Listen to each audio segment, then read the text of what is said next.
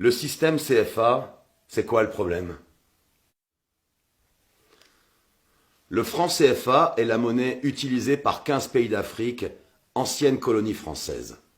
Il est l'un des piliers du système France-Afrique. Il permet à la France de maintenir sa tutelle économique et politique sur ses anciennes colonies et facilite le pillage des ressources de ces pays africains, et ce, jusqu'à aujourd'hui. Sous Macron, le franc CFA a changé de nom. Il s'appelle désormais l'ECO. Mais le mécanisme de prédation reste le même. Le franc CFA est une monnaie créée en 1945 par le général de Gaulle. Au départ, franc CFA signifie franc des colonies françaises d'Afrique. La zone franc englobe 15 pays d'Afrique centrale et d'Afrique de l'Ouest, ainsi que les Comores. Les pays de ces trois zones utilisent des francs distincts qui ne sont pas convertibles entre eux, ce qui ne favorise pas les échanges commerciaux entre ces trois zones. Premier problème. Le franc CFA ne garantit pas le développement des pays concernés. 10 d'entre eux sont encore classés parmi les pays les moins avancés. De plus en plus contestée sur le continent africain, cette monnaie coloniale a fait l'objet d'une réforme en 2019. Pour l'Afrique de l'Ouest uniquement, l'ECO remplacera désormais le franc CFA.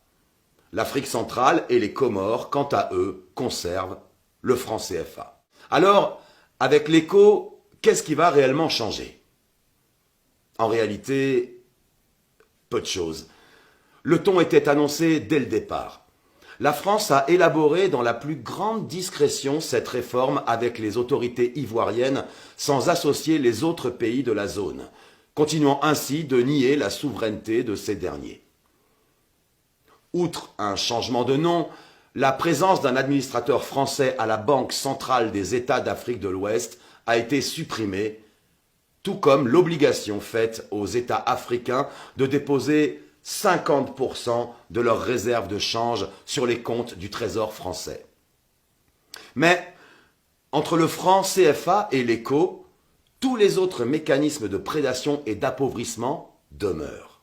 Premièrement, la France reste la garante de l'ECO comme elle l'est du CFA, ce qui lui permet de maintenir un contrôle politique sur ses anciennes colonies. Concrètement, si les réserves de change des pays africains sont inférieures à un certain seuil, la France a l'obligation de venir combler le déficit. Or, en vertu d'un mécanisme pernicieux, une clause de ratissage assure à la France de ne jamais avoir à le faire. Cette clause implique qu'en cas d'insuffisance des réserves de change, les banques centrales de la zone CFA doivent racheter aux entreprises privées et aux organismes publics toutes les devises, les dollars, les euros, les yuans, etc., etc., etc. C'est seulement après ce ratissage que le Trésor français met les euros à la disposition des banques centrales de la zone CFA, c'est-à-dire jamais. Deuxième mécanisme d'appauvrissement, qui perdure, malgré la réforme. La parité fixe entre l'euro et l'ECO est maintenue. Le taux de change a été décidé en 1999 par le Trésor public français. Concrètement, 1 euro vaut 655,957 CFA ou ECO depuis 22 ans. Ce principe fait du CFA puis de l'ECO une monnaie forte et surévaluée dans des économies peu dynamiques et faibles. Un problème majeur qui empêche les pays de la zone CFA de commercer avec les pays voisins dont les monnaies sont plus faibles. Par contre, cette parité fixe sécurise les investissements et surtout les rapatriements des bénéfices des entreprises françaises et européennes. Bien joué, non?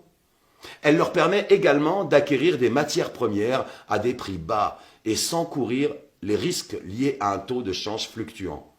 Troisième et dernier mécanisme de prédation, la convertibilité illimitée et le libre transfert sont maintenus. En permettant de convertir directement l'ECO en euros, ce principe sécurise les investissements des entreprises étrangères sur le long terme. Les entreprises françaises et européennes peuvent rapatrier plus facilement leurs capitaux hors de la zone franc vers la zone euro. Pour le moment, on ne sait toujours pas si les billets et pièces de l'ECO seront, comme c'est le cas pour le franc CFA, fabriqués en France, à Chamalières et Pessac. ce qui ne permet pas aux pays africains de créer de monnaie supplémentaire, notamment en cas de croissance par exemple. Les investissements sont donc entravés et le développement de ces pays freiné.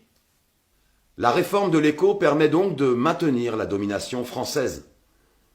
Il constitue encore et toujours une atteinte à la souveraineté des pays africains de la zone franc, et il permet que la fuite des capitaux hors d'Afrique se perpétue. Malgré un changement de nom, cette monnaie, en tant que vestige majeur de la France-Afrique, symbolise le maintien du pacte néocolonial contre lequel Survie se mobilise depuis de nombreuses années. Alors, informons-nous et